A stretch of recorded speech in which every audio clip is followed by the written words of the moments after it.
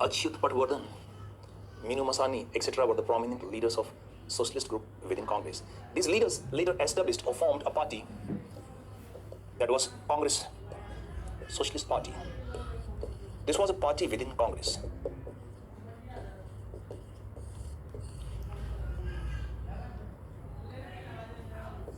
CSP or Congress Socialist Party was established as a subgroup within Congress in 1934. So when you say leftism, we are talking about radical form and the liberal form. The radical form was communism, it was outside Congress.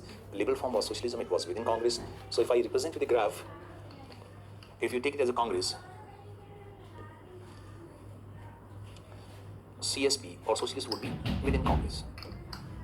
They were never outside Congress. It means their methods, their aims and objectives were very much similar to Congress, or Congress adopted their aims and objectives, so they were part of the same boat with some differences in their orientation. So this is about the introduction to leftism, communism and the socialism. This is the key to the understanding of socialist phase of Indian national movement. What were the factors responsible for the rise of leftism in India? Leftism here includes both socialism as well as communism. Both were the product of same factors. So factors were economic, factors were social, factors were political. All the dimensions combined together were responsible for the emergence of leftism in India. Fact number one, growth of modern industries. Beginning in 1890s, a number of modern industries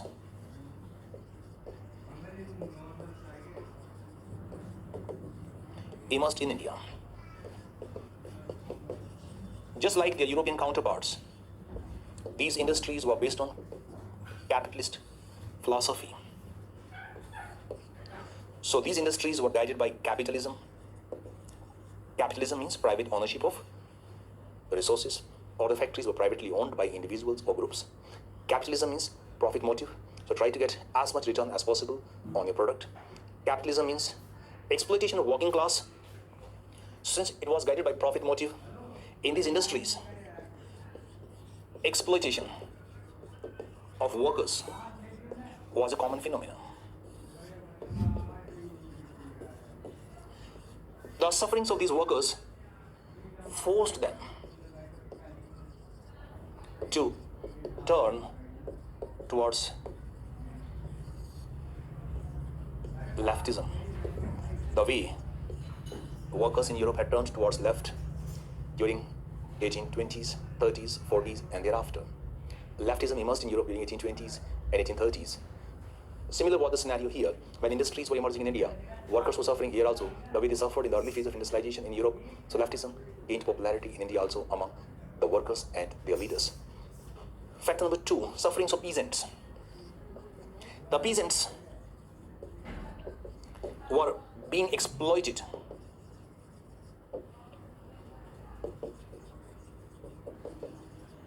by zamindars or by landlords and by money lenders. Since ages, this exploitation was not a new phenomenon. By 1920s, level of awareness or the level of awakening among peasants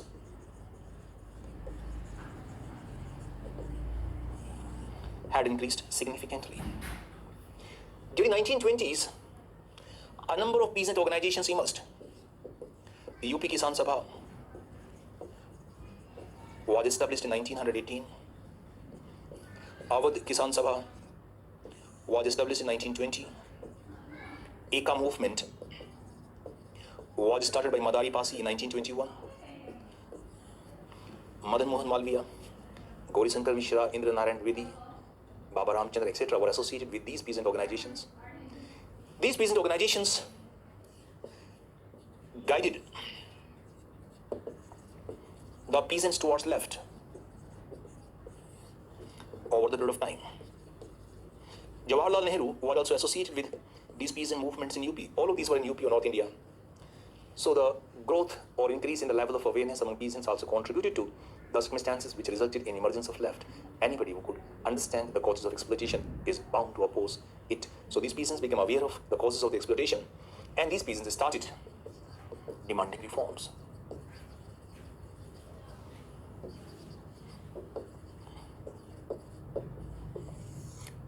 Fact number 3. The Russian Revolution of 1917 also played an important role in creating circumstances responsible for the emergence of leftism in India. In November 1917, a revolution took place in Russia that was known as Bolshevik Revolution. Bolshevik was the name of party, the Communist Party that organized revolution. The date was November as per the International Gregorian calendar. In Russia, Julian calendar was being followed at that time. So Russians say October Revolution because Russian calendar was 13 days behind the international calendar.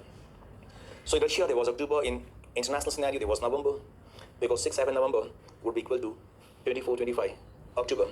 So Bolshevik Revolution took place. It was led by Vladimir Lenin. Lenin declared Russia a communist state. After capturing power, Lenin declared Russia as a communist state. Classless society was established immediately. All the property, all the businesses were nationalized. Private property was abolished. So system that was classless, that was propertyless, came into existence in Russia in 1917. The success of Russian Bolshevik Revolution inspired the leaders in India also. And as a result of that, leftism gained popularity in India during 1920s.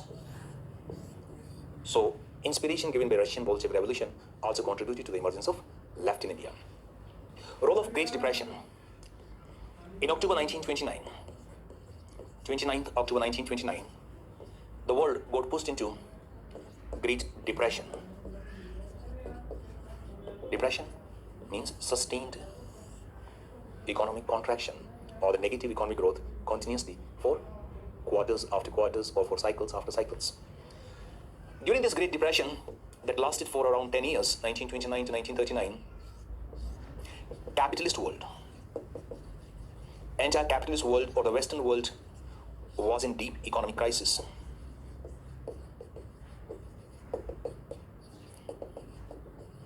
Capitalist world was in deep economic crisis. And this failure of capitalism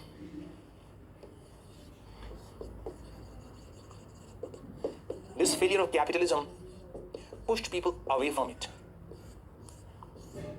Once they got pushed away from capitalism, so they were naturally moving towards socialism or communism or leftism, because the opposing philosophy was leftism. So leftism gained popularity in the world due to Great Depression. Leftism gained popularity in India also. So India also moved towards left during late 1920 and 1930s. The next factor. Fact number 5. The role of remarkable success of Russian socialist economy. At a time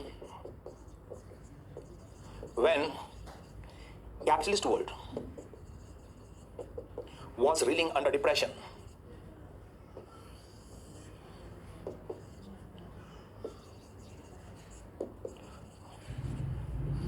was suffering under depression, the Russian socialist economy was growing with leap and bounds. Russia was making immense economic progress at a time when capitalist world was suffering under depression. This phenomenal success of Russian socialist economy, Russians were communist but they used to claim themselves as socialist. Look at the full form of USSR, Union of Soviet Socialist Republics. Party was Communist Party, but they used to claim that they were socialist. It's all about name, and names are often misnomer. So Russia was growing with leap and bound when capitalist world was reeling under depression. This remarkable success of Russian economy inspired Indian leaders also to develop faith in leftism. So Indian leaders also started believing that socialism was a solution to their problems also. Communism was a solution to their problems also.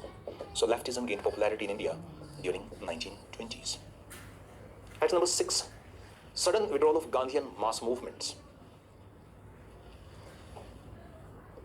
In 1918, when Second World War started coming to an end, the political scenario started changing. In 1920, non-cooperation movement was launched by Mahatma Gandhi.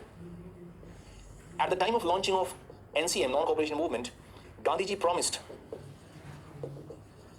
Swaraj within 1 year. So he promised Swaraj within 1 year. NCM was called off suddenly after Chori Chora incident in Feb 1922. Even after the continuation of movement for more than 18 months, there was no trace of Swaraj. Movement was called off suddenly after Chori Chora incident. Many leaders believed that the mass movement was at its peak when Gandhiji gave a call for its withdrawal. Subhash Chandra Bose said that this Gandhian decision was like a national calamity. It was completely unexpected. They believed that movement was really becoming powerful and it was a blunder on the part of Mahatma Gandhi to stop it, to withdraw it. So this sudden withdrawal of NCM disillusioned many.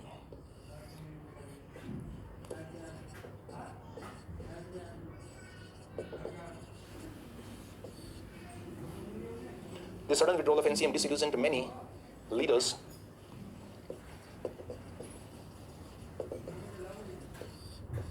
And they started looking for alternatives. The quest for alternatives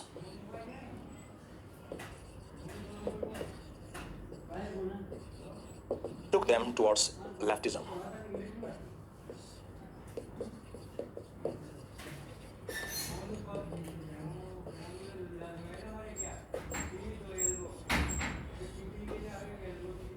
Similar was the development at the time of CDM. In 1930, civil disobedience movement was started. CDM was suspended suddenly in 1931. That time also, many leaders believed that movement was at its peak, so that sudden suspension intensified the feeling of disillusionment. That disillusionment also pushed many leaders towards leftism. So leftism continued to gain popularity in India after emerging in 1920s. The role of leaders was also very important. Leaders like Jawaharlal Nehru, Subhash Chandra Bose,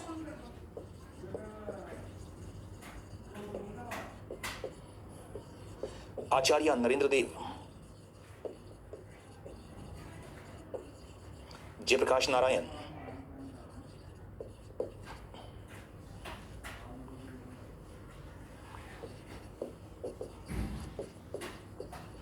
all of these popularized socialist ideas within Congress. Leaders like Amin Roy, S.S. Batliwala popularized leftist ideas or communist ideas outside Congress.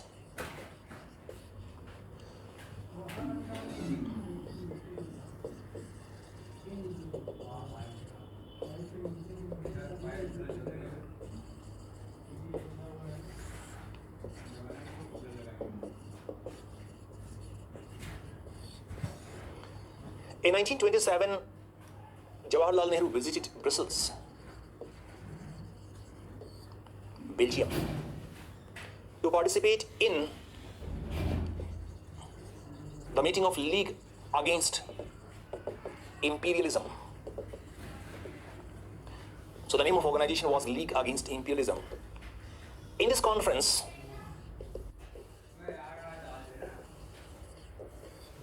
he came under influence of socialism.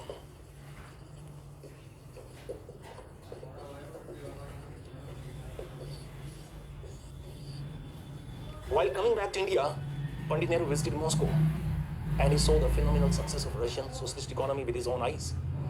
By the time he returned to India, he was he was a devoted socialist. He developed faith in the efficacy of socialist principles and he started believing that socialism was a solution to India's problems and socialism was a solution to the problems of the world also. So Pandit Nehru became a committed socialist by the time he returned from Brussels International Conference through Moscow. Subhash Chandra Bose worked with Jawaharlal Nehru in spreading socialism within Congress as well as outside Congress in India. In 1938, when Subhas Bose was the Congress president, National Planning Committee was formed by Congress under the chairmanship of Jawaharlal Nehru. So Subhas Bose worked along with Pandit Nehru. In 1940, after leaving Congress, Subhas Bose formed Forward Bloc. It was a socialist organization. So his contribution was also enormous in spreading socialism within Congress as well as outside Congress, or socialism in India. These were the factors that were responsible for the emergence of leftism within Congress as well as outside Congress. So depending on the nature of question, you'll be writing socialism within Congress or outside Congress. If you have write within Congress, these were the leaders to be focused upon. Outside Congress, M. N. Roy, others S.S. Batliwala, etc. you can focus upon. Prominent leaders, these are the leaders here as you discussed. So the same leaders you can focus upon both for Communist or CPI, Socialist or CSP. Attitude of early nationalist towards socialism. Early nationalist means moderate leaders. Early nationalist means extremist leaders.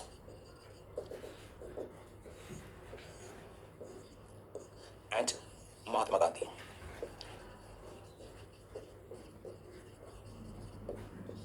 These were the three phases before the emergence of leftism or socialism. The moderates were well educated. These leaders like Dadabhai Nauroji.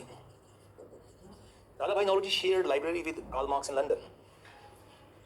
So Dadabhai Nauroji, Gopal Krishna Gokhale, S.N. Banerjee, Firoz Ahmed, etc. were well educated leaders. They were aware of socialism, but they believed that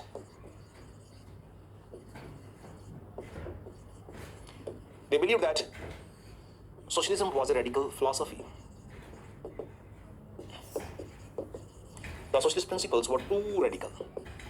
They were looking for reforms and concessions, not complete transformation of Indian socio-economic life. So socialist philosophy, socialist principles did not fit India vision in their program of action.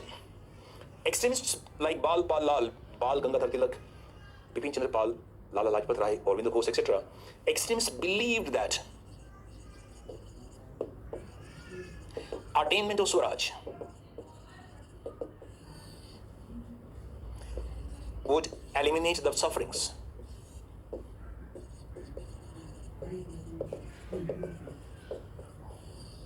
Would eliminate the sufferings of peasants and workers. They believed that Swaraj would act as panacea to all the problems of India. So we should fight for Swaraj, and after getting Swaraj, everything would be settled. Gandhiji believed in idea of trusteeship. Gandhiji believed in idea of change of heart.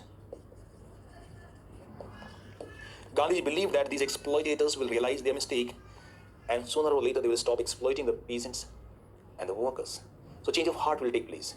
Gandhiji believed that the rich should consider themselves as trustee of everyone, public trust. But that philosophy did not appeal to peasants and workers, and that is why the peasants and workers moved towards socialism. This idea of trusteeship, idea of class cooperation, which taking into mind or keeping in mind the interest of everyone, that is also known as Gandhian socialism. So Gandhian idea of socialism was very different from the socialist principles which Pandit Nehru and others espoused. So they were aware of socialism, but they did not really adopt socialism as a method of struggle, or their reasons were quite different from the socialist vision of social, economic and political life. Nature and character of national movements during socialist phase.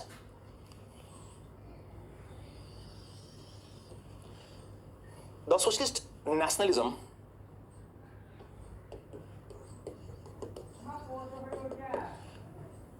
or the socialist phase of national movement was contemporary to Gandhian phase. Was contemporary to Gandhian phase of nationalism. That's one thing you need to keep in mind. Second, the socialist leaders fought against British rule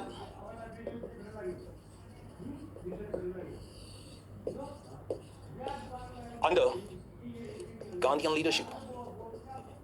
So whenever there was a mass movement, whenever there was an agitation against British rule, that agitation was led by Mahatma Gandhi.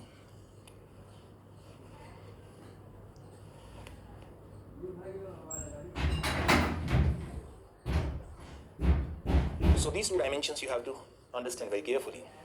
Because of these two factors, most of the ideas and principles of socialist leaders were very much similar to the Gandhian movement. Everything was similar except four main dimensions. The socialists differed with Gandhiji on four main points, on four main issues.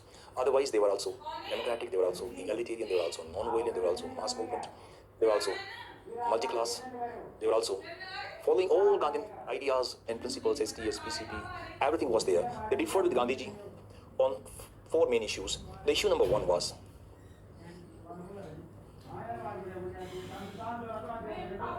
the socialist understanding of Purna Swaraj, or the socialist concept of Purna Swaraj, was comprehensive in nature. Their Purna Swaraj involved not only political independence, not only political freedom, but social and economic freedom also.